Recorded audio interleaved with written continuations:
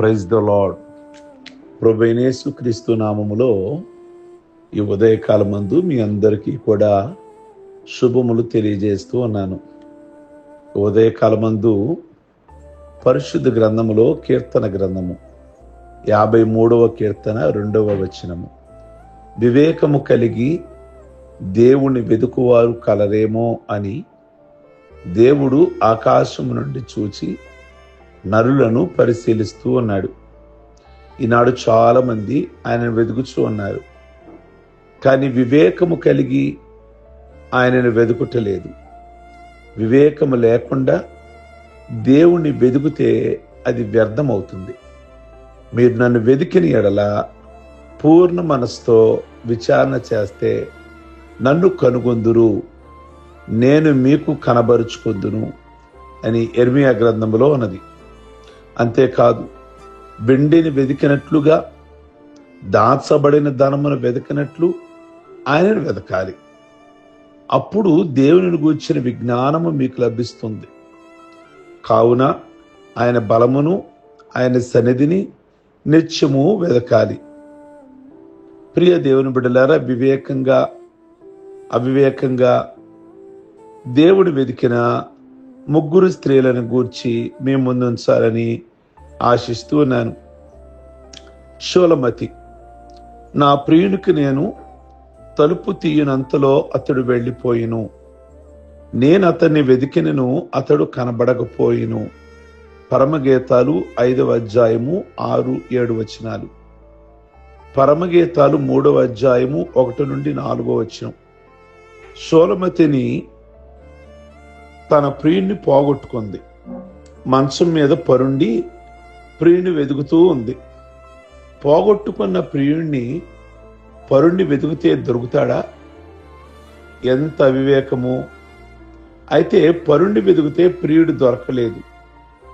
కానీ కొంచెము వివేచించి 2వ వచనంలో పడక నుంచి లేచి 3వ వచనంలో నడిచే అనుభవంలోకి వచ్చింది.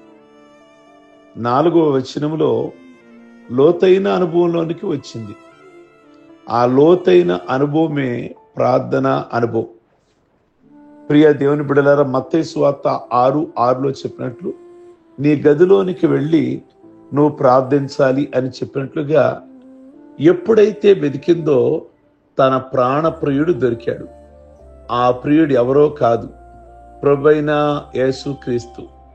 ఆయనను పోగొట్టుకున్న షూలమతి మొదటి అవివేకంగా వెతికినను తిరిగి వివేకం ద్వారా తన ప్రియుడిని సంపాదించుకుంది.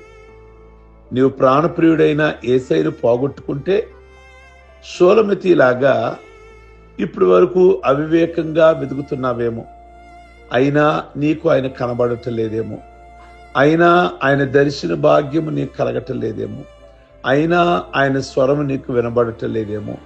షూలమతి మంచం మీద పరుండి సోమరిలాగా నా ప్రాణప్రియుడు, నా ప్రభు ఎక్కడా, నా ప్రభు ఎక్కడా అని వెతికింది. ఆ తరువాత తనకు అర్థమైంది. మంచము దిగింది, నడిచింది, దారిలోకి వెళ్ళింది, ప్రాణప్రియుణ్ణి వెదికి మొత్తానికి పట్టుకునేలాగా. కనుక ఈ యొక్క ఉదయకాలమందు నీ ప్రభువుని ఏ విధంగా నీ వెతుకుచున్నావు? ప్రియ దేవుని బిడ్డలారా, నీవు కూడా నీ హృదయము ఆయన ఇంటిలోనికి ఆయన్ను ఆహ్వానించి ఆయనను ప్రేమించి నువ్వు సేవించాలి. రెండోది, లూకా సువార్త 15వ అధ్యాయము 8వ వచనము. ఏ స్త్రీ కైలును 10 వెండి నాణెములుండగా వాటిలో ఒక నాణెము పోగొట్టుకుంటే ఆమె దీపము వెలిగించి ఇల్లు ఊడ్చి అది దొరుకు వరకు జాగ్రత్తగా వెతకదా? వెండి నాణెం పోగొట్టుకున్న స్త్రీ గురించి ఇక్కడ కనబడుతుంది. ఈ స్త్రీ 10 నాణెములలో ఒక నాణెము పోగొట్టుకుంది. ఇప్పుడు ఆమె జాగ్రత్తగా వెతుకుతుంది. మొదటిగా దీపం వెలిగించింది, రెండోదిగా ఇల్లు ఊడ్చింది, మూడోదిగా చాలా జాగ్రత్తగా వెతుకుతుంది. ఆమె తాను పోగొట్టుకున్న నాణ్యాన్ని ఎంతో వివేకంగా వెతికింది కనుక పొందుకోగలిగింది. నన్ను జాగ్రత్తగా వెతుకువారు నన్ను కనుగొందురు. 8:17 సామెతల గ్రంథంలో. అయినట్లు పోయినట్లు, ఇష్టమైనప్పుడు ఒక రీతిగా, కష్టమైనప్పుడు మరొక రీతిగా వెదిగితే ఆయన దొరకడు. శ్రద్ధగా జాగ్రత్తగా వెతకాలి. ప్రియ దేవుని బిడ్డలారా, ఈ స్త్రీ తన 10 నాణములలో ఒకటి మాత్రం పోగొట్టుకుంది. ఆ ఒకడాని ఏమైనా అయి ఉండొచ్చు. వరములలో ఒక వరాన్ని పోగొట్టుకొని ఉండొచ్చు. ఆత్మఫలములలో ఒక ఫలమును పోగొట్టుకొని ఉండొచ్చు. ప్రేమ, సమాధానము, సంతోషము, దీర్ఘశాంతము ఉన్నాయి కదా, వాటిలో సమాధానం పోగొట్టుకుందేమో, సమాధానం లేకుండా జీవిస్తుందేమో, ప్రేమ లేకుండా జీవిస్తుందేమో, లేక దయ లేకుండా కఠినరాలుగా జీవిస్తుందేమో. కనుక ఏది పోగొట్టుకుందో తన ఆత్మీయ జీవితంలో. కనుక ఈ మూడిట్లో ఏదో ఒకటి పోగొట్టుకొని వివేకంగా వెదుకుడు ద్వారా తిరిగి సంపాదించుకోగలిగింది. పోగొట్టుకున్నది పోగొట్టుకున్నట్లుగా లేదు. ఏ విధంగానైనా నేను ఎక్కడ పోగొట్టుకున్నాను, ఏం పోగొట్టుకున్నాను. ఈ రోజున ప్రతి దేవుని బిడ్డ మందిరానికి వచ్చేవాళ్ళు దేవుని సన్నిధిలో నేను ఏం లాస్ అయిపోతున్నాను, ఏ విషయానికి నేను దూరం అయిపోతున్నాను. అన్నిట్లో కూడా చాలా బాగుంటుంది. 10 నాణ్యాలు. పరిచర్యలో బాగున్నావు, మందిరానికి వచ్చే విషయంలో బాగున్నావు, పరిశుద్ధతలో పోగొట్టుకున్నావేమో. పరిశుద్ధతలో బాగుంది, తగ్గింపు పోగొట్టుకున్నావేమో. లేక విధేయత లేకుండా ఉన్నావేమో. లేక దేవుడికి ఇచ్చే విషయంలో అది పోగొట్టుకున్నావేమో. కనుక ఈ 10 నాణ్యాలు ఏది పోగొట్టుకున్నావో ఈ ఉదయకాలమందు అది నీకే తెలియాలి. ఆమె దీపం వెలిగించింది, ఇల్లు ఊడ్చింది, జాగ్రత్తగా వెతికింది. అంటే నిన్ను నీవు పరిశీలన చేసుకోవాలి. మందిరానికి వెళ్తున్నాను, వస్తున్నాను, కానీ ఏదో లాస్ అవుతున్నాను నా జీవితంలో, ఏదో మిస్ అయిపోతున్నాను భక్తి జీవితంలో, నేను ఎక్కడో ఏదో తేడా కొడుతుంది అని జాగ్రత్తగా వెతికిందట. ఊడ్చిందట, దీపం పెట్టిందట, మొత్తానికి ఆ వెలుగులో వెతికిందట. ప్రియ దేవుని బిడ్డలారా, నీ దీపం ఆరిపోతే నీ జీవితం అంధకారం. అంధకార జీవితంలో ఏ ఫలాలు, ఏ వరాలు ఉండవు. కేవలం పోగొట్టుకుని దొరికే వరకు మాత్రం వెతకక నిత్యము ఆయన వెతుకుతూ ఉండాలి. కనుక దావీదు ఎక్కువ మాట రాస్తాడు, ఆయన సన్నిధిని, ఆయన బలమును నిత్యము వెతుకుతూ ఉంటాను అంటాడు. మూడోదిగా మగ్దలేని మరియ. అమ్మా ఎందుకు ఏడుస్తున్నావు అంటాడు. ఎవరిని వెతుకుచున్నావు? యోహాను సువార్త 20:15 మృతులలో నుండి లేచిన ప్రభు స్వయంగా మరియతో మాట్లాడాడు. ఆమె ఆయనను గుర్తుపట్టలేదు, అవివేకంగా ఉంది.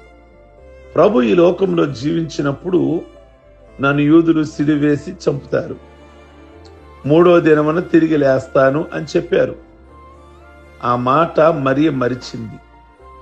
క్రైస్తవ్యంలో ఉన్నది ఇతర మతాలలో లేనిది పునరుద్ధానము.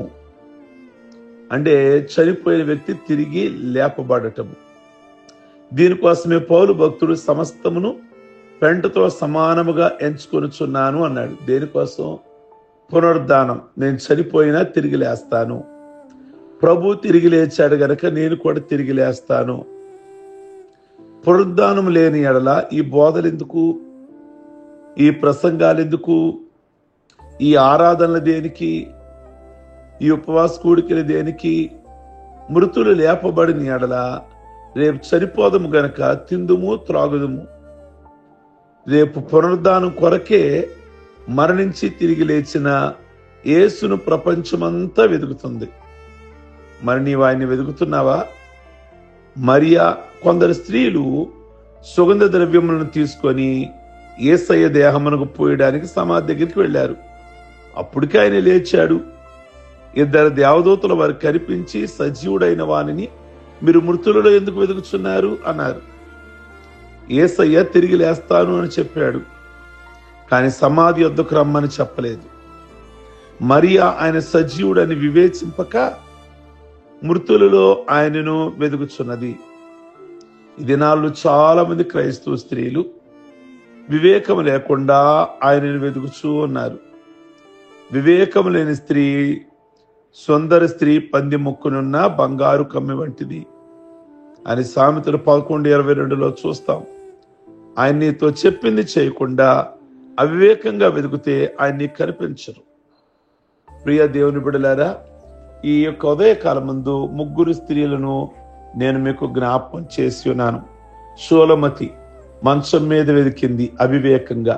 తర్వాత తనకు అర్థమైంది ఇది వెతికే విధానం కాదు, ఆయన ఇలాగైతే మనకు ప్రత్యక్షం కాడు, ఒళ్ళు దగ్గర పెట్టుకోవాలి, ప్రార్థనా జీవితం కలిగి ఉండాలి అన్నప్పుడు వెతికింది.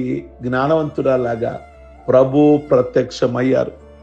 అలాగే వెండి నాణం పోగొట్టుకున్న స్త్రీ చాలా చాలా చక్కగా ఆమె దీపం దగ్గర పెట్టుకుంది, ఇల్లంతా ఊడ్చింది. ఎక్కడ లాస్ అయిందో, ఎక్కడ పోగొట్టుకుందో అర్థమైంది, సరి చేసుకుంది. మరియా యేసయ్యను ఎక్కడ గుర్తించలేకపోయిందో తన మైనస్ను అర్థం చేసుకుంది, తర్వాత యేసయ్యను గుర్తించగలిగింది. మరి ఉదయకాలమందు మీరు ప్రభువుని మనస్ఫూర్తిగా వెతుకుచున్నారా? లేక ఏ విషయంలోనైనా జారిపోయారా? లేక ఏ వరమైన, ఏ ఫలమైన, లేక ఆత్మీయ జీవితంలో ఏది లాస్ అయ్యారు? అన్ని విషయాల్లో బాగుంది మీ ఆత్మీయ స్థితి, కానీ ఏదో ఒక్కటి లాస్ అవుతున్నారు. కనుక అది వెతికినట్లయితే ప్రభు మీకు కనబరుస్తారు, దాన్ని తిరిగి సంపాదించుకోండి. ప్రభు మీ జీవితాలలో గొప్ప దీవెన, గొప్ప ఆశీర్వాదాన్ని కలగ చేయబోతున్నారు. ప్రార్థించుకుందాం. సర్వశక్తి కలిగిన తండ్రి, మీ ఘనమైన నామమును బట్టి మీకు వందనాలు. 3 స్త్రీలు అవివేకంగా వెతికారు, కనబడలా. నెక్స్ట్ వివేకంగా వెతికారు, కనబడ్డారు. అందును బట్టి మీకు వేలాది వందనాలు, స్తోత్రాలు చెల్లిస్తూ ఈ మాటలు ఈ మార్నింగ్ అనేకులకు దీవెనకరముగా, అనేకులకు ఆశీర్వాదకరముగా ఉంచమని ప్రార్థన చేస్తున్నాం. ఈరోజు పెళ్లి రోజులు, పుట్టినరోజులు, రక్షణ పొందిన రోజులు చేసుకుంటున్న బిడ్డలందరినీ దీవిస్తూ ఆయుష్ ఆరోగ్యాలతో నింపి ప్రతి విధమైన మేలుతో నింపమని యేసయ్య నామములో అడుగుచున్నాం తండ్రి, ఆమేన్. God bless you. ఈ వర్తమానం మీకు దీవెనకరంగా ఉండినట్లయితే మీ వారికి షేర్ చేయండి, మీకు తెలిసిన వారందరికీ ఫార్వర్డ్ చేయండి. లైక్ బటన్ మర్చిపోమాకండి. మీరు పొందుకున్న ఆ మేలుని చాట్ బాక్స్లో తెలియచేయండి ప్రభు మహిమార్థంగా. ఓకే, మీ అందరి కొరకు మేము ప్రార్థిస్తున్నాం. అందరికీ కూడా ప్రైజ్ ద లార్డ్.